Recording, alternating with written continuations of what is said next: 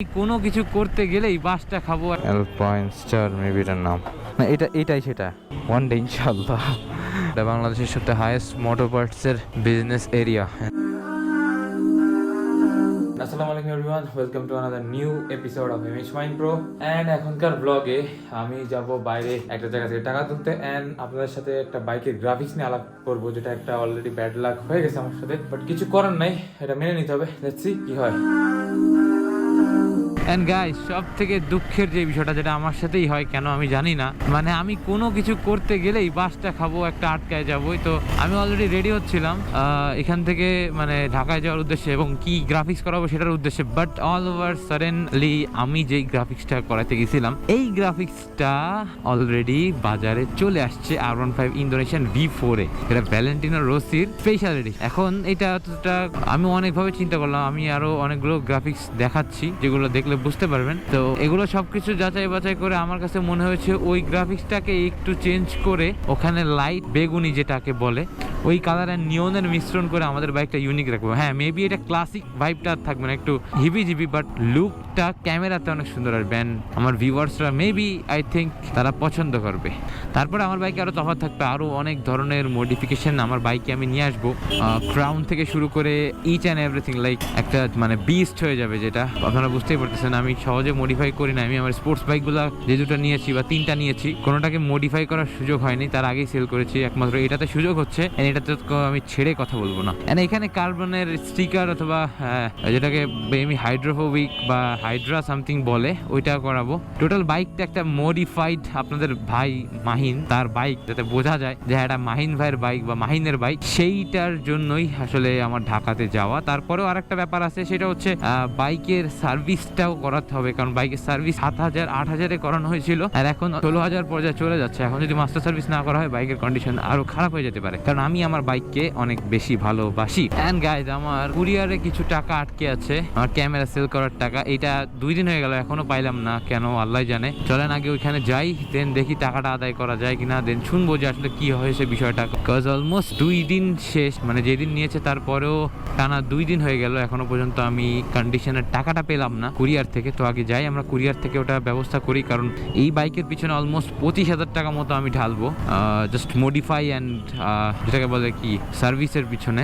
Cause বাইকটাকে সুন্দর দেখাতে হবে, কজ আমার একটাই বাইক, অ্যান্ড এই বাইকটাকে ঘুরে ফিরে চালাতে হবে। সামর্থ্যের বাইরে যে তো 7-8টা বাইক কেনা যাবে না, বা 5টা বাইক কেনা যাবে না, বা বাংলাদেশে ওরকম বাইকও নাই যে আপনি 5-7টা কিনবেন। আর আমারও ওরকম সামর্থ্য নাই যে আমি ইভেন সেকেন্ড আর একটা বাইক কিনবো, সেটার ইচ্ছা নাই। মানে ইচ্ছা আছে, উপায় নাই। যদি ইচ্ছা থাকে তাহলে বলেন তো কোন বাইকটা নিতে পারি, কমেন্টে জানাই দেন। যদি আমার ইচ্ছা যেটা কোন বাইকটা আমার ইচ্ছায় আছে, যে যদি সামর্থ্য হয় তাহলে কোন বাইকটা আমি আগে নিব R15 এর পরে।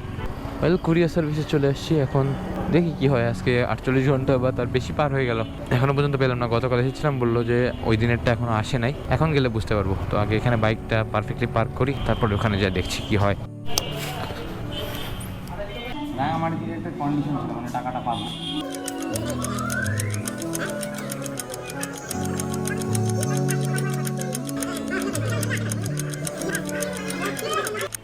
টোটালি ডিসঅ্যাপয়েন্টিং একটা ব্যাপার। 3 দিন আগে তুলছে পার্টস ক্যামেরাটা, এখনো পর্যন্ত টাকা এখানে, মানে এটা একটা গাফলতির মতো। এটার কোন রুল ভাই? টাকা খান দেওয়া গেছে, কনফার্ম এসে পরিমাণ পাইছে, আমার এখান থেকে দিয়ে দিবে কল দিয়ে, অথচ 2 দিন পার হয়ে গেছে, এখনো পর্যন্ত আমি আমার টাকা পাইলাম না। সিরিয়াসলি এরকম কিছু কিছু রুল আপ আছে যেগুলো একঘেয়েমির জন্য আসলে আগায় না।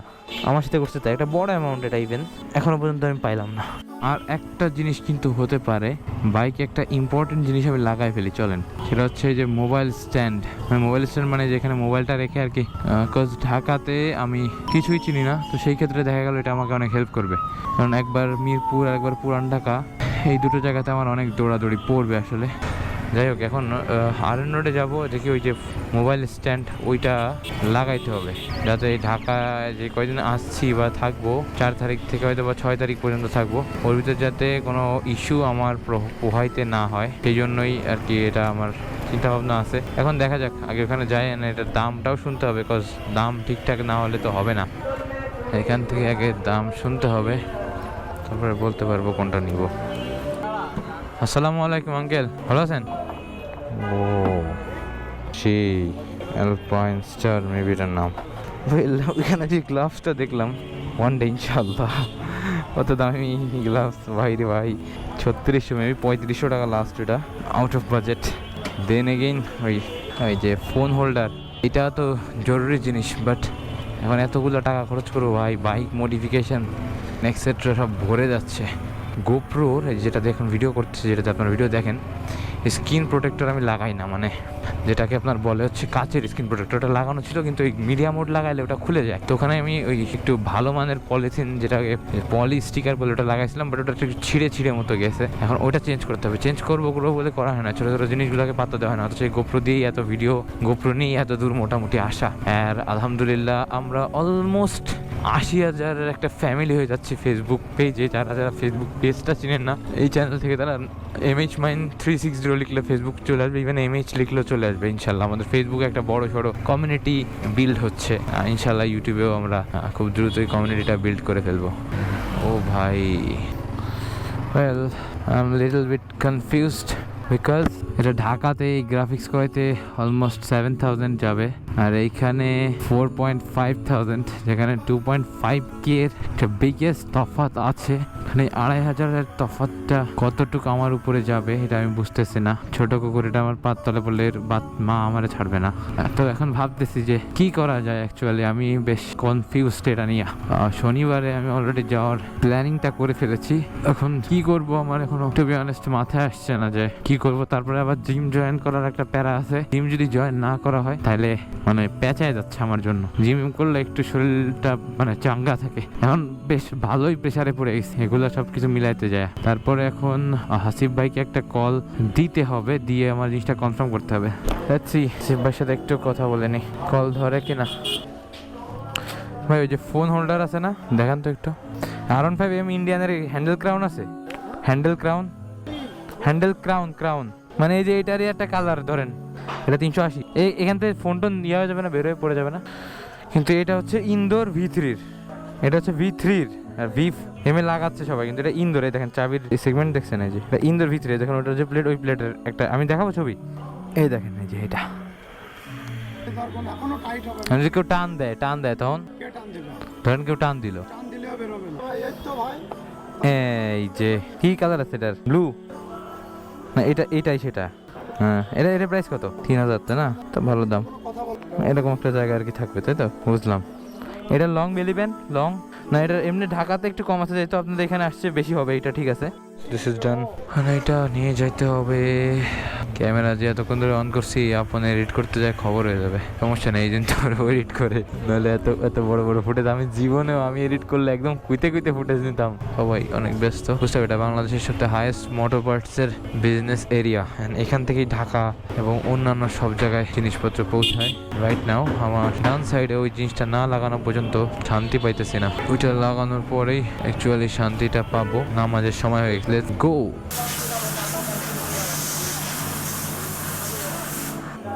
এই জায়গা লাগানো মেলা গ্যাপ। এখন এটা দিয়ে আমি ঢাকা চলাচল করতে পারবো। গাইজ কেমন লাগতেছে কমেন্টে জানাবেন। হচ্ছে আমার এখানে ডিরেকশন দিতেছে, এটা এটা আমার ইভেন দরকার ছিল অনেক, বিকজ মানে অনেক কল আসে, আমি আননোন কল রিসিভ করা অফ করে দিয়েছি, দ্যাট ইজ ওয়াই আমাকে দেখতে হয়, মানে ওইদিকে কমিউনিকেটর কানেক্টেড আছে আমার, তো দ্যাটস ওয়াই আমাকে বুঝতেও হবে যে আসলে কে অ্যাকচুয়ালি আমাকে কল দিচ্ছে। ঢাকায় যেহেতু যাবো তো বুঝতেই পারতেছেন সেখানে। ও ভাই, কি রে ভাই, জহরে তো মডিফাইড করার জন্য শপের অভাব নাই। ওই ওয়েট এখানে একটু যাবো, একটু ঘুরে আসি, just wait a minute guys, একটু ঘুরে আসি। তো ভালোই তো, অনেক কিছু আছে, আমি তো যাইতে পথে হঠাৎ খেয়াল করলাম যে আচ্ছা ঠিক আছে ভাই, দেখা হবে, তাহলে আমি দেখি আসবানি, ঠিক আছে।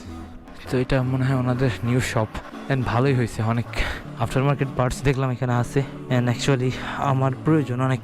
ওয়েল গাইজ, অলমোস্ট আমাদের ব্লগ শেষ, অ্যান্ড এখানে একটা ভাইব আসতেছে, ইউনো, যে ফোন এখানে আছে, ও একটা মানে ফিল আসতেছে। ডাজন্ট ম্যাটার, এটা দিয়ে আমার ঢাকায় চলাচল করতে হবে, দ্যাটস ওয়াই এটা ইনস্টল করা। অ্যান্ড কাইন্ডলি যারা ব্লগটা দেখতেছেন সাবস্ক্রাইব করে দিন, প্লিজ সাবস্ক্রাইব করে দিন, because you know what I mean. তো লেটস সি, সামনে ইনশাল্লাহ আর 1-2 দিনের ভিতরে আপনারা আপনাদের মাহিনের বাইকটা একটা অন্য লেভেলে দেখতে পারবেন। মানে গাইজ, আপনি অলরেডি আমি একটু কিন্তু হিন্টস দিয়েছি যে কি হইতে পারে বাইকে, আপনারা ব্লগে দেখতে পাচ্ছেন। আমি জানি না যে আপন কি এরকম এডিট করছে, ও ভালো জানে, ও যদি ফুটাই তুলতে পারে তাহলে ওই জানে।